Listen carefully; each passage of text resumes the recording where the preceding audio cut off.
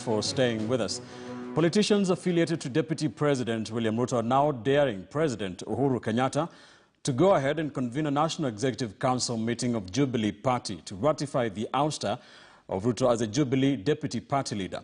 Politicians argue that the decision by the party's National Management Committee is unconstitutional because the Deputy President has never been summoned to face any disciplinary action.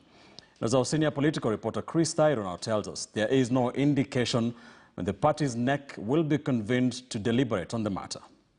After de-whipping politicians affiliated to the second-in-command by removing them from parliamentary committees and expelling them from Jubilee Party, the party's National Management Committee now wants NEC, which is chaired by President Uhuru Kenyatta, to ratify a decision to remove the Deputy President as the Deputy Party leader. And according to the party's Secretary General Raphael Tuju, it's not a matter of if, but when they will be meeting to deliberate on the same. It should happen any time now. I don't want to give the dates because of, again, I don't dictate the diary of the president. But within our constitution, we are actually able to have a NEC meeting to be chaired by the chairman of the party. While quoting articles of the party's constitution on the termination of membership, the management committee argues that the deputy president has contravened the constitution by promoting activities and ideologies of another party. In this case, UDA Party, which Ruto allies have been using as a fallback plan come 2022. In the event that the president may not be available, then we'll still continue with the NEC because, as you say, we have a lot of pending issues, so we'll still go ahead and have the NEC meeting as soon as possible so that then we can ratify some of the decisions that were made by the NMC. However, Ruto's allies have dismissed the move, terming it as a waste of time. They say if the party is serious about the issue, it should sponsor an impeachment motion in parliament. Even if Ruto is expelled from the party, that will not affect his position as the country's deputy president. But because these people are hell-bent to engage in unconstitutionalism, they are really out to ensure that they mutilate the Jubilee Party's constitution.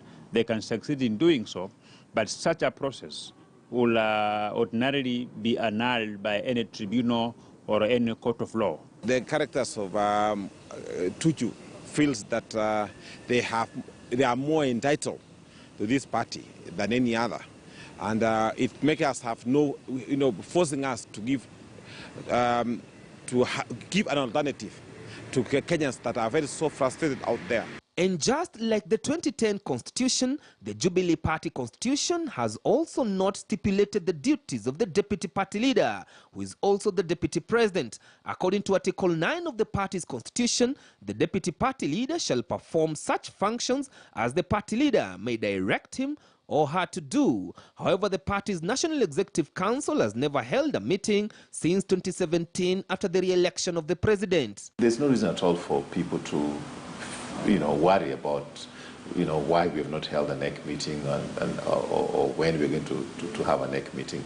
There's no crisis. So we've been able to take our time, and it will happen in a time now. The best thing that NEC should do is to send packing Honorable Raphael Tuju. The party's National Management Committee remains the top decision-making organ of the party, since it can act on behalf of NEC as well as convene short-notice executive meetings to execute the mandate of NEC. The Management Committee consists of the Chairman, Secretary General, Organizing Secretary, National Treasurer, and 6 other committee members appointed by NEC. Focus now shifts on President Uhuru Kenyatta, who also doubles up as the Jubilee Party leader. On his next course of action, he might decide to go silent on that decision made by the National Managing Committee, or decide to throw his deputy under the bus and call for a NEC meeting to ratify the decision made by the Managing Committee.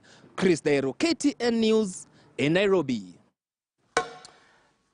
Our Deputy President William Ruto's goose seems to have been cooked